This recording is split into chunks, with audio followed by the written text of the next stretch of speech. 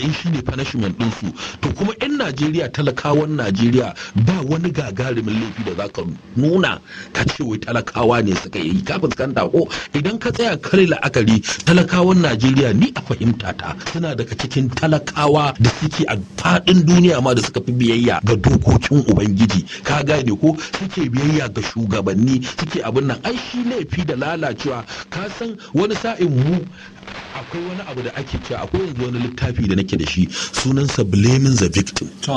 Shine a zargi wanda aka zalunta. Mutane suna da irin wannan, dan kada ka yi tawaye ko wani abu kai aka cuta, amma sai a ɗauko laifi a yaba ma. Kamar yanzu wani a haura mai gida, a yi masa sata, a yi mabarna, sai a ce a alhaji wani laifin ka ne, mai isa ba kai katanga mai tsayi ba. Ko kuma a yi wata yarinya laifin, sai a ce a laifin uwar yarinya ce da ta kyale ta tafi makaranta ba dan rakiya ba. Kaga ba za a zargi mai laifi ba sai wanda aka zalunta. To wannan fatan ne sai a sa wasu malamai da shauransu su dinga fitowa suna cewa wai laifin talaka ne. Amma idan muka tsaya muka duba cewa ai shi laifi shugabanni ne suke lalacewa, fuskanta ko talaka ilalace, amma ba talaka ne ike lalacewa shugabanni ya lalace ba. Kuma of recent ka gane ko General Obasanjo a jarida ta jiya, ka gane zai sun yi hira da Obasanjo ta 20 ga watan Mai 2022. Ka fuskanta ko this day yake cewa fa matsalar tsaro ba matsalar talakan Najeriya ba ce, ba ruwan shugabanni ne ba su damu da harkar ba. Inda shugabanni sun damu da matsalar tsaro, da tattalin tsaro ya zo karshe. Ka fuskanta ko su shugabannin su ne kamar ba su damu ba sa son tsaron ya gyaru. To saboda haka kaga shirr ake yi wa talaka wai a dinga wai sabo'i. Ka fuskanta ko abinda Allah yake cewa sabawa Allah ne yake jawo wannan. Talaka ne sabawa Allah. Ai abinda gashi nan nasi abinda Allah yake cewa duk sa'ilin da muke nufin mu halakar da wata al'umma sai mu kyale shugabanninta su ta fasikanci a ciki, fa hakka alai alqawlu fa dammarna da damira. Shugabanni ne suke yi ba talakawa ba. Shi annasu ala dinin mulukihim nasi ne, al'umma sukan tafi akan ra'ayi, tsari, addini da shugabanninsu suke kai. Duk sanda wata ƙasa aka je, kamar yanzu al misali annabi Musa, da a ce kiran da ije iwa Fir'auna ya karbi kiran, da Fir'auna da fadawansa da duk talakawa kowa zai bi wannan hanyar ibi kan siratul mustaqim. Saboda haka shugaba ne yake lalacewa, ka gane ifandare zama mafi tsoron Allah, ƙasa ta tabarbare. Saboda haka malamai da suke cewa wai talakawa ne suke lalacewa, gaskiya ba sa yi wa talakawa adalci. Yau idan masallatan juma'a kaje, suwaye suka fi yawa? Itikafi suwaye suka fi yawa? Duk wani aikin Allah, hatta haji da umara dinnan da kake gani, ka gane ko ko haji da umara da kake gani, zaka ga masu tara taro da 100 a hankali sun fi waɗanda gashi nan ba a account zuwa. Saboda haka amma ta ina talaka ma ilefi? Ai talakan Najeriya ma sai dai ai mar kyakkyawan fatar biyayya da ike yi ga Allah, biyayya da ike yi ga shugabanni,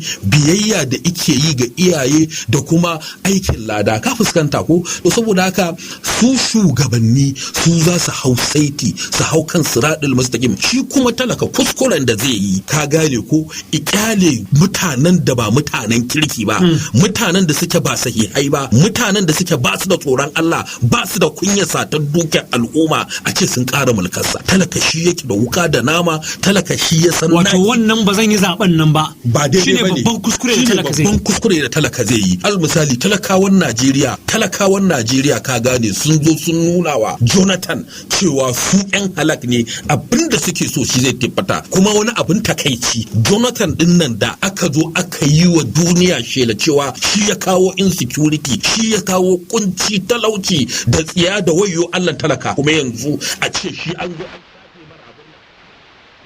cewa yanzu ya zo ya fi waɗanda suke rike da ragamar tun da shi ake so a dawo a bawa. Saboda haka kaga inda talaka ita taɓa yin yunkuri a lokacin Jonathan, ka gane ko, wanda kuma da yawa talakawa yanzu za su yi murna a ce in rayuwa za ta sa ribas ta dawo ta yi sauki irin inda lokacin Jonathan din nan yake, ka gane a saukin rayuwa. Na gaya ma zan ƙara maimaitawa, wallahi a lokacin Jonathan ina zuwa kasuwa da naira 20,000, ka gane, in sai buhun shinkafa, in sai wata ta waje shinkafa, ta waje buhu kato, babban buhu, ka gane ko 50 kg, in sai mai 25 liters naira 6,000 shinkafa. Wannan da mai da ya koma 30,000. operation ba da dadewa ba siya da neman na karshe da azumi ni na sai 29,500 ka gane ko to zan siya shi ni kuma na siya 30,000 to ina ga mun je wurare daban-daban da kai ka gane ko ni sun gannaje da kaina to ka fuskanta ko kudin mota 1,000 to haka ne ai hanya ce ta biyo da ni muka kotu da ratse to ka fuskanta ko shinkafa 7,000 wannan 6,000 kaga an ka hada 13,000 zaka sai taliya zaka sai makaroni 1,500 ka fuskanta ko zaka sai samo bita 2,000 kaga ka kara 5,000 kana da canjin naira 2,000 kuma zaka sai kwalin magi kwali ka fuskanta ko a ce amma yanzu ka fuskanta shinkafar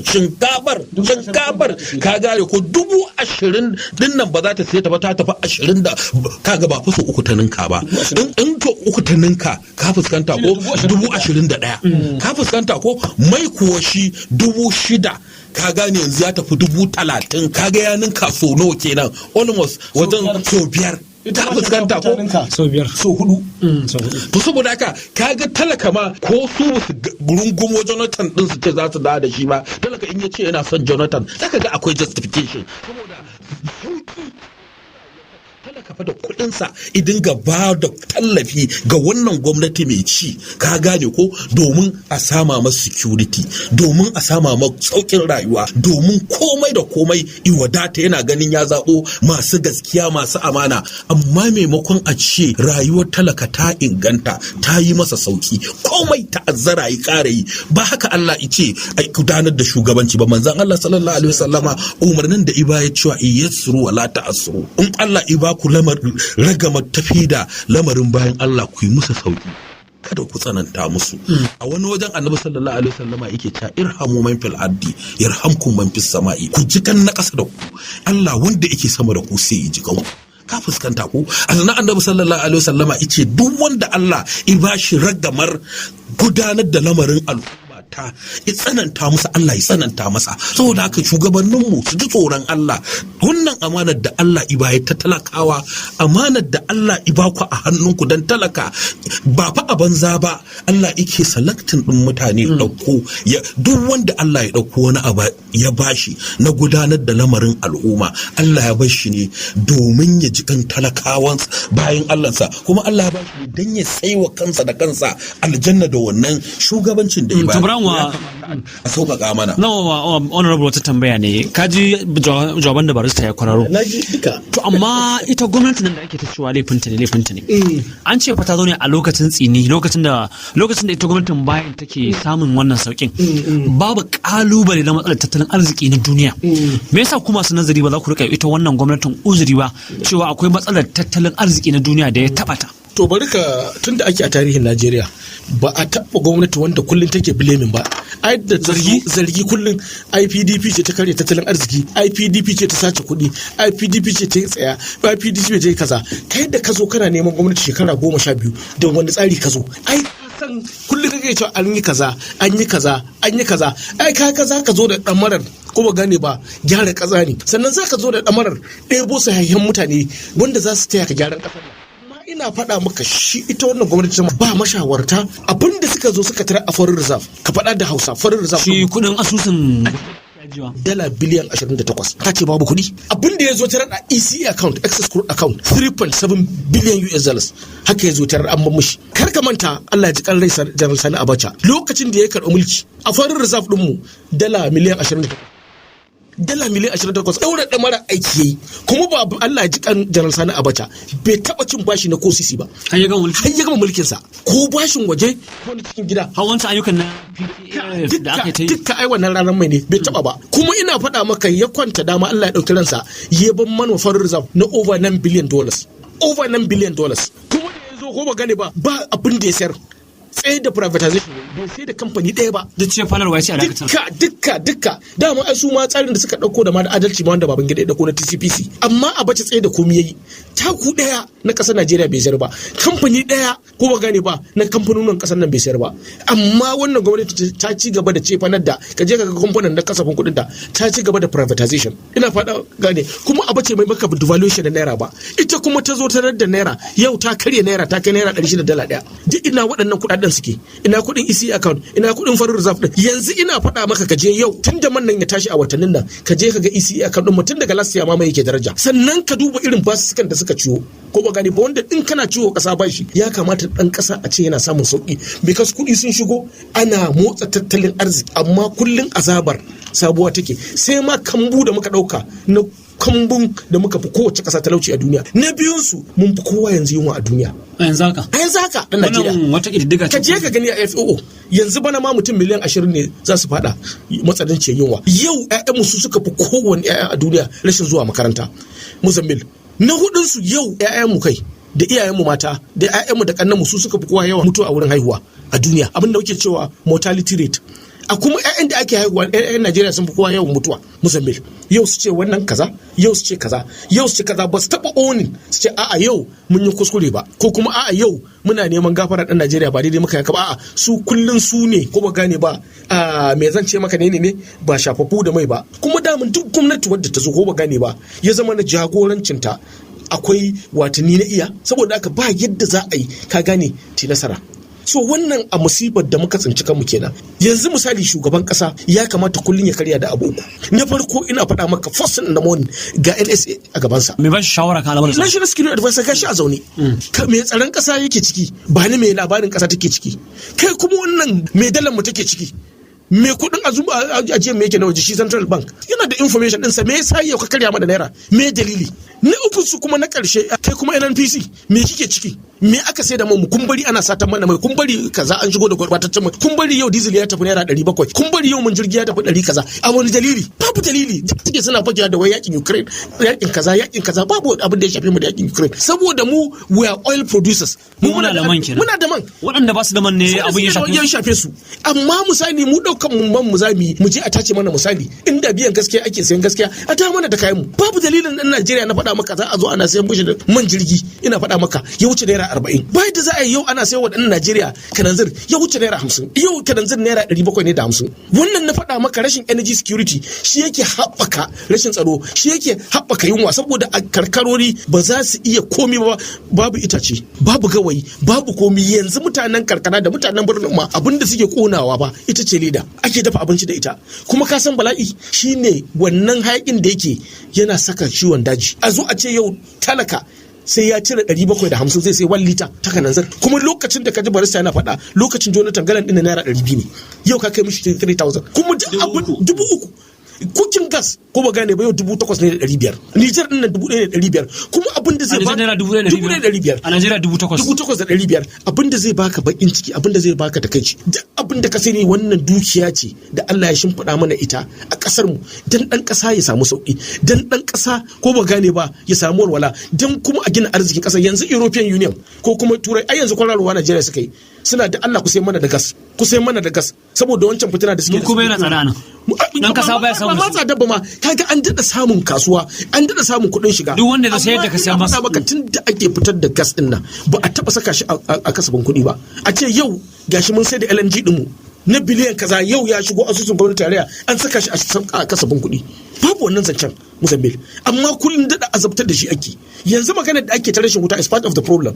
Cewa suke babu gas wanda za a saka a waɗannan gidajen wuta. Ka duba ka gani, saboda duk gas ɗin da ka gani riba kafa ce a Najeriya, saboda ba shi ka tafi haƙa ba. Kai gurɓataccen mai ka je haƙowa riba kafa ce. Abin da ake fara samu in ka je haƙowar ko ba gane ba gas kake fara tarwa sannan ka fitar da crude oil. So shi ne za ka ga shi da tsaya ma a mai da shi into gas din a amfani da shi shine kaga ana wannan flaring din. Amma wai yau shine ya fi karfin kasar nan ko ba gane ba. Barista muna tsaka da wannan kuma babban abin da yake damun yan Najeriya har yanzu shine batun tsaro. Cikin satin nan masu garkuwa da mutane sun tare Abuja, Kaduna, an ce sun kwashi mutane masu tarin yawa. Gaskiya ne. Wannan abu yana ƙara ciwo 'yan Najeriya tuwa ƙwarya, kamar abin ana kukan targaɗe ne amma kare yana ƙara zuwa.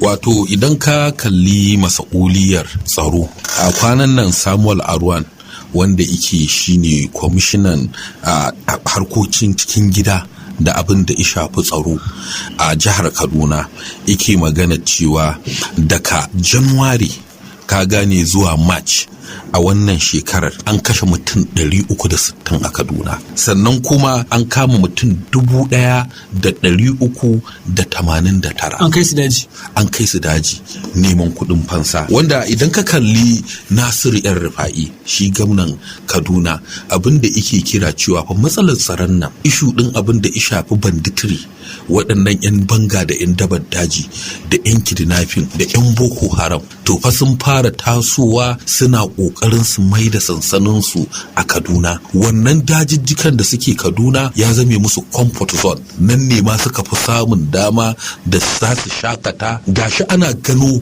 abu zai faru, wani sa'in jami'an tsaro sun ba da intelligent report cewa kaza zai faru, kamar misalin harin nan na jirgin ƙasa. Yan Rufa'i ya bara cewa akwai jawabubbuka na sirri da aka kakkarba cewa akwai yiwuwar za a kawo wannan jirgin hari. An sanar da hukumar railway, ka fuskanta ko? To amma duk waɗannan ne a fahimta ta zaka ga kamar 'yan manuniya ce da take nuna cewa rayuwa ta talaka, rayuwar talaka to ba ta da wata kima a idanun masu mulki. Wannan dalilin shi yasa shi mai girma tsohon shugaban kasa Obasanjo nake gaya ma a jaridar Zisde yake magana cewa shi fa matsalar tsaro da kake gani ba wai wata matsala ce ta abin nan ba, matsala ce ta shugabanni kawai. Ike cewa in kuma aka samu jajirtaccen shugaba zai kawo ƙarshen matsalar tsaro a Najeriya a ƙasa da shekara 2. Abin da janar Obasanjo ya faɗa, kuma ni har yau ban ga wata rujanda da ake ƙaryata cewa wannan abin da Obasanjo yake faɗa cewa ba gaskiya bane ba. Akwai wannan jarida ta Daily Post, ka gane ko, ta ran 19 ga watan wannan Mai din, wato ran Alhamis da ta wuce, akwai ɗan takarar shugaban ƙasa Bukola Saraki ya ji kamfen garin Taraba, inda maganar da ike kafshin ɗin wannan jaridar na maganar Turaki shine bad leadership responsible for insecurity in Nigeria, cewa rashin jagoranci nagari, rashin shugabanni zakakurai nagari. Ba ya shugabanci majalisa ba, shi ma ba ɗaya daga cikin shugabannin ba ne? To ai idan ka kalli su Bukola Saraki a lokacin da suke majalisa a Najeriya, abubuwa da yawa da za su cutar da talakawa, musamman ciwo bashishshikar nan da mafi yawa kuɗin in an zo ba za ka gansa a ƙasa a aiki ba. Su Bukola Saraki ne suka dinga ƙoƙarin taka birki.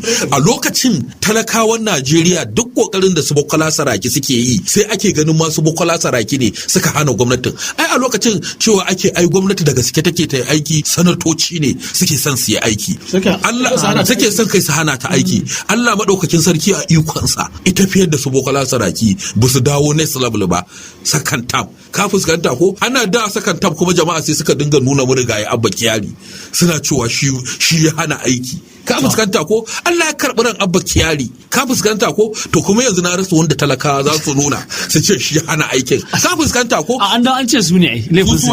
Yanzu ka manta ka ana cewa laifin talaka ne.